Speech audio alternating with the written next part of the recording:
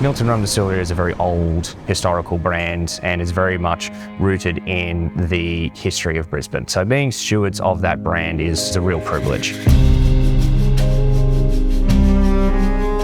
We have really created individual processes that replicate all these different styles from around the world, and we're producing them here in Australia. A major advantage that we have, and the reason why we can produce all these different styles of spirit from around the world, is because of the distillation column. So the distillation column that I designed is essentially 7 stills in one. So what's really cool is the fact that we're able to replicate these different styles, but actually replicate them in a very authentic and traditional way. Being able to utilize new production methods and being able to use very new technology, we reduce the amount of raw materials that go into every single product.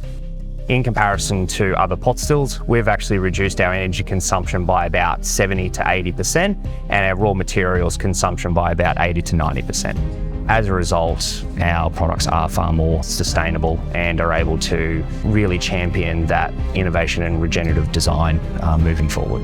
Our major message is nothing goes to waste. So everything from perfecting the processes we have in order to just use less, but also what waste we do have to upcycle into something that's, again, valuable and not letting it go to landfill.